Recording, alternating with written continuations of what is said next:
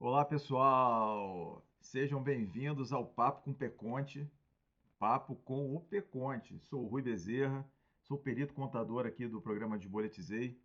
Fico muito feliz de ter esse espaço para conversar com vocês sobre temas como nós colocamos no nosso primeiro programa, onde eu vou falar sobre materiais de apoio à pessoa que está superendividada, apoio aos escritórios que se sentem inseguros, né, por eles não terem um contador lá dedicado para distribuir as ações do super. Quanto mais pessoas distribuírem ações do super, mais pessoas fazerem valer seu direito, mais pessoas estarão cobertas pela Lei 14.181 de 2021, a Lei do Superendividamento.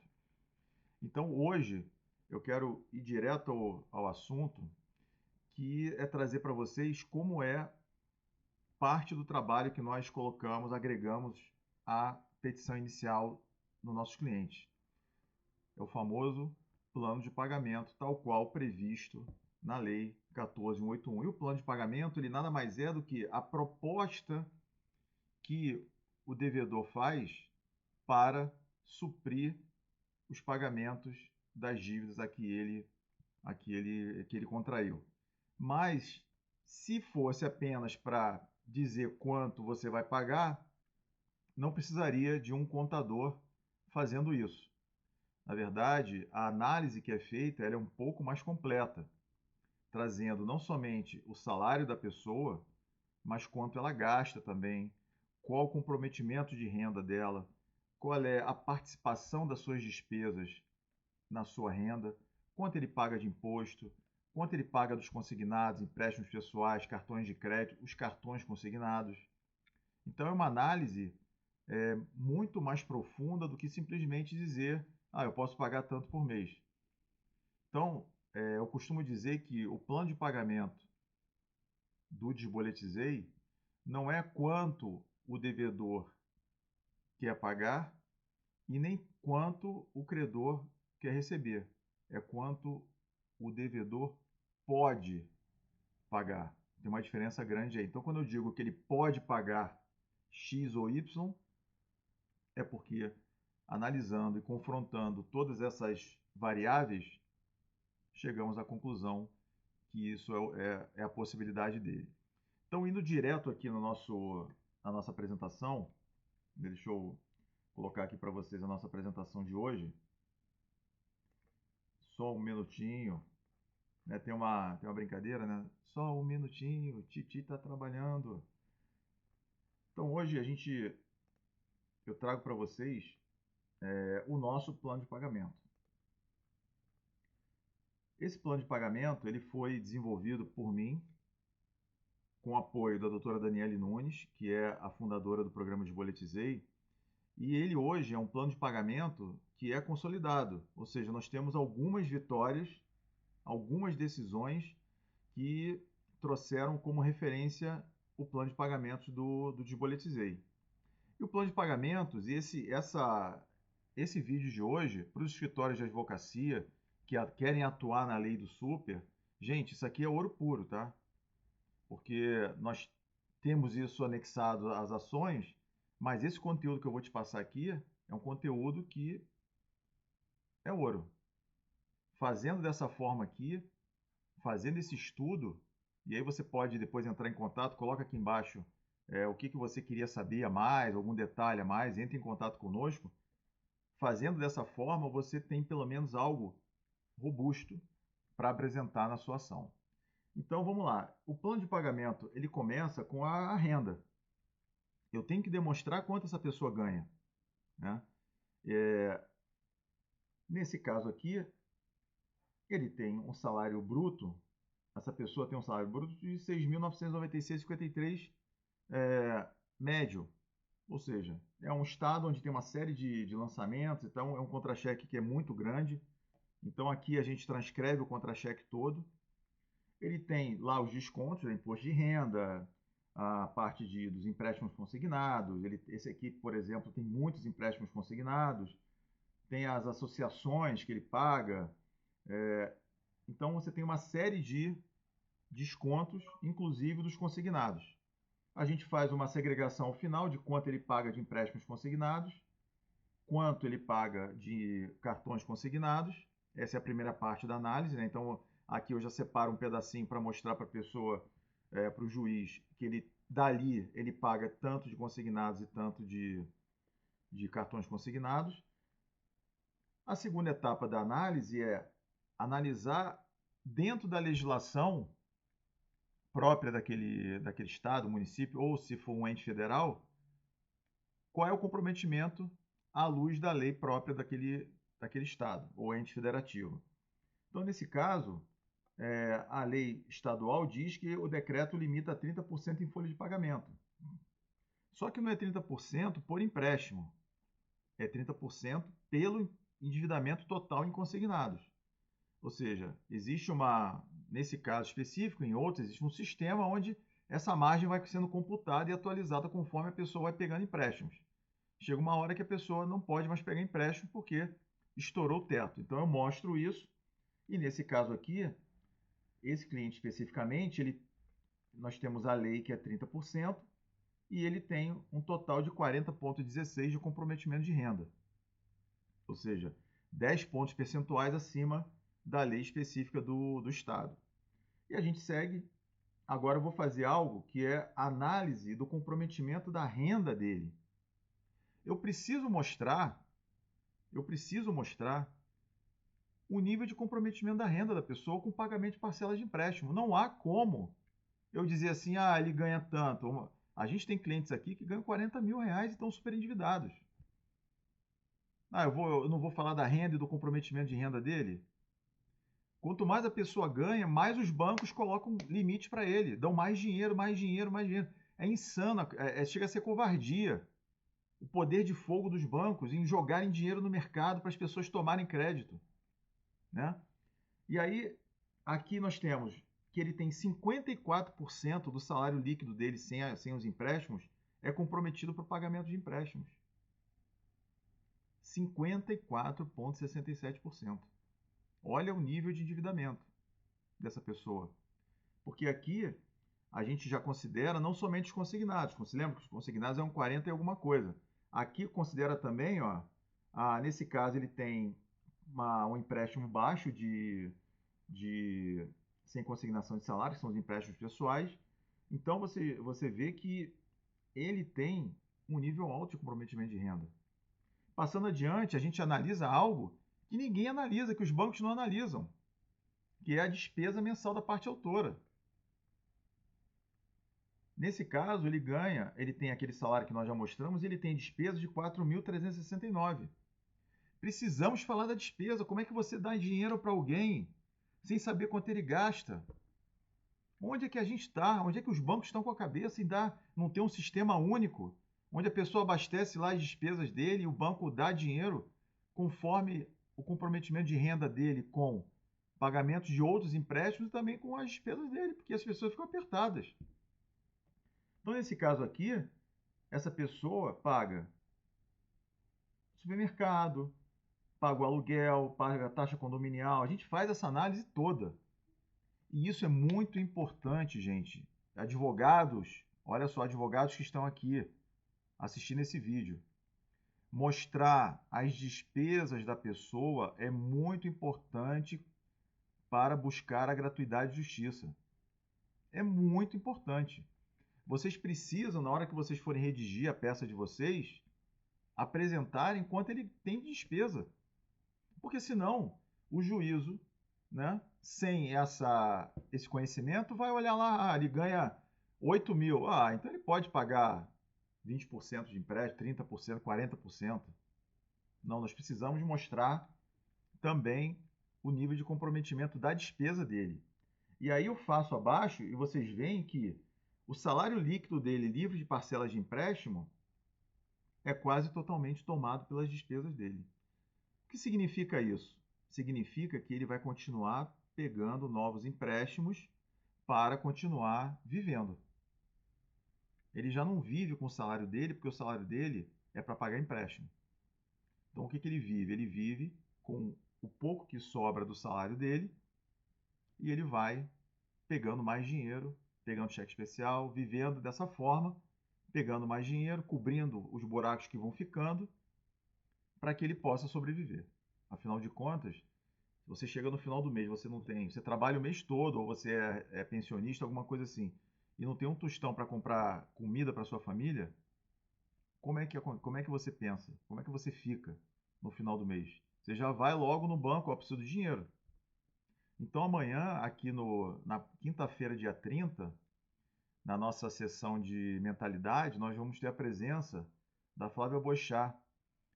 Ela é especializada, ela é psicóloga e ela é especializada em adictismo, ou seja, vícios. E chegam ao consultório dela várias pessoas que são endividadas e têm vícios que levam essa pessoa ao endividamento. Não percam, dia 30 de janeiro de 2025, 19 e 25, aqui no canal do programa Desboletizei.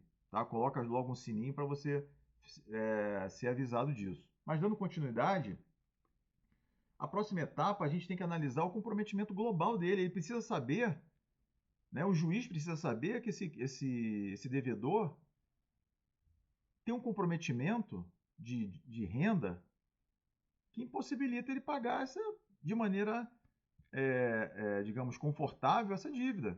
Nesse caso aqui, ele tem 146,33% de comprometimento global de renda, ou seja, ele tem um salário bruto de 6.996, tem uma renda líquida sem empréstimos de 4.766, e somando as despesas mais os empréstimos, ele tem 146, ou seja, mais uma prova que ele, para viver, 46% da vida dele, ele pega empréstimos.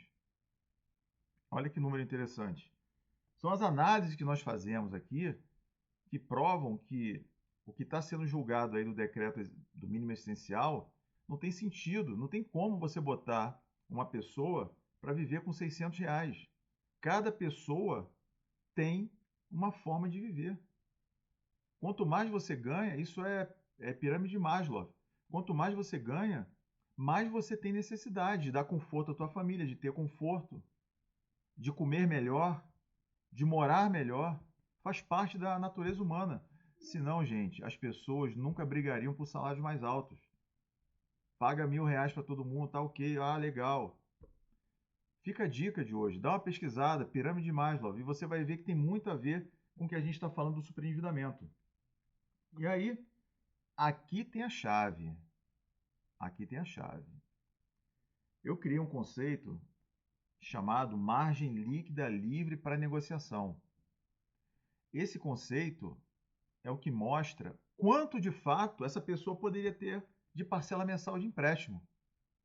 Porque ela representa quanto a pessoa ganha livre de empréstimos, ou seja, eu expurgo os empréstimos daí, e quanto a pessoa gasta de despesas livre de empréstimos. Então, o que eu recebo no final é a margem líquida livre para negociação, a MLLN, que é quanto de fato sobra no final do mês da pessoa.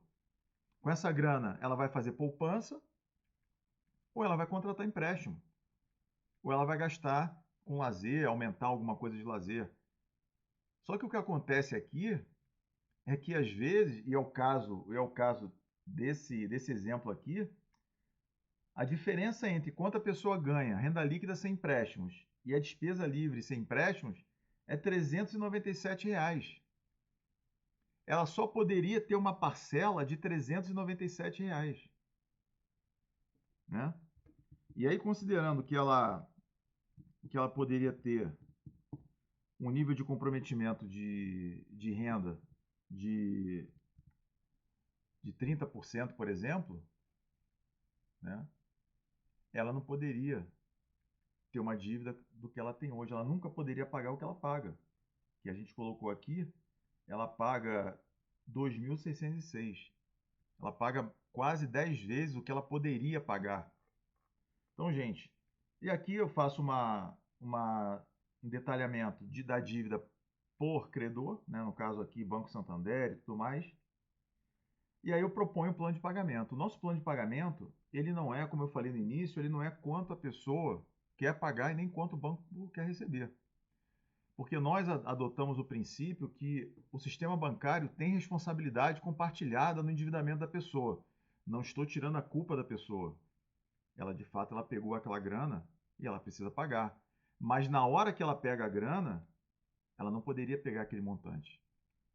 Então, nesse caso aqui, essa pessoa, ela deve R$ 96.000. Ela deve mais de 20 vezes o que ela ganha líquido. Como é que ela paga isso em vida?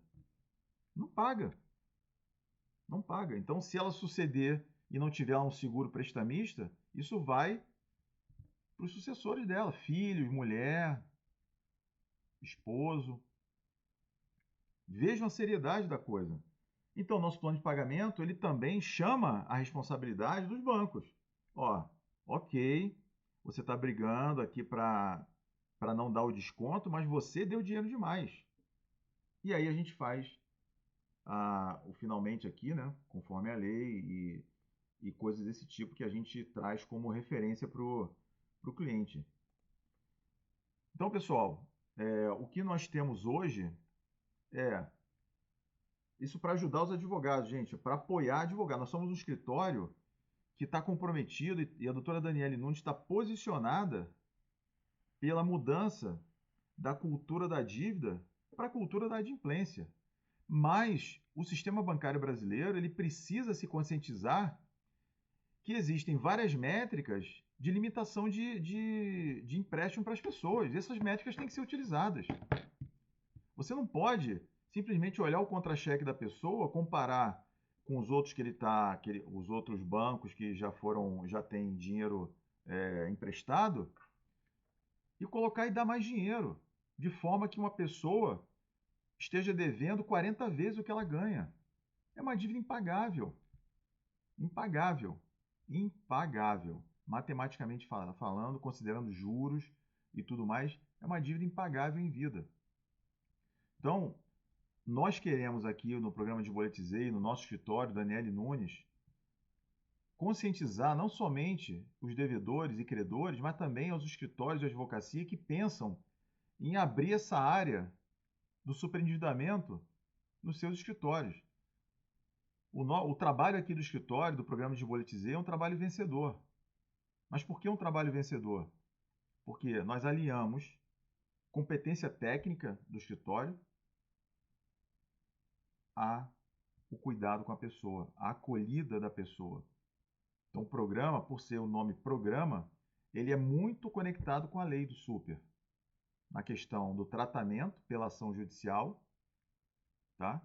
E na questão da prevenção pela educação financeira, pelo Mente Íntegra, por todas as lives que nós fazemos às quintas-feiras, a cada quinzena, pelo Papo com Peconte, pelo Jornal de Boletizei. Trazer literacia para todos é um dos caminhos que nós entendemos para a redução do endividamento no Brasil. Então, hoje, nosso Papo com Peconte, nós falamos do plano de pagamento criado pelo escritório, que está em todas as nossas ações. Falamos da margem líquida livre para negociação, isso aí, inclusive, eu coloquei um artigo lá no LinkedIn sobre a MLLN. Precisamos fazer valer que uma pessoa não pode ter mais dívidas do que ela pode pagar. Os bancos precisam, de alguma forma, criar um sistema, uma base de dados das despesas dessa pessoa. Criar uma base de dados, login e senha. A pessoa vai lá, digita quanto ela gasta de gás, de luz, quanto ela tem de escola dos filhos, quanto ela tem de aluguel, habitação.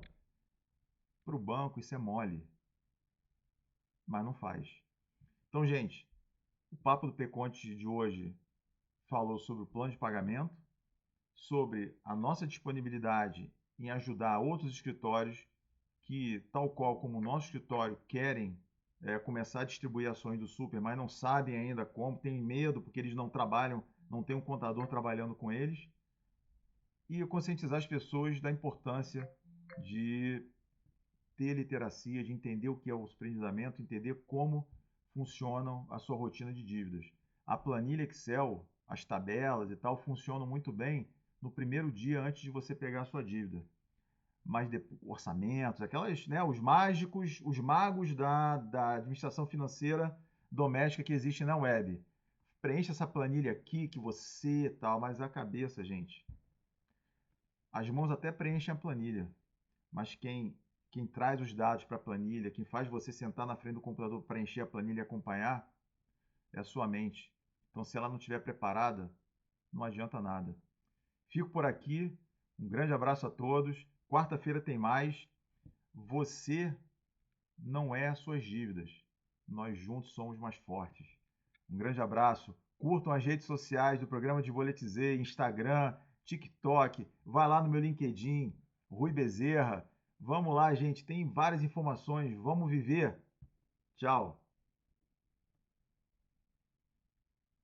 Curta, compartilhe o nosso conteúdo, acesse os outros vídeos que nós estamos colocando aqui no canal, veja as informações sobre a lei do superendividamento, de quem está no campo, realmente atuando com as ações na defesa do consumidor superendividado. Curta, compartilhe o nosso conteúdo, acesse os outros vídeos que nós estamos colocando aqui no canal, veja as informações sobre a lei do superendividamento, de quem está no campo, realmente atuando com as ações na defesa do consumidor superendividado.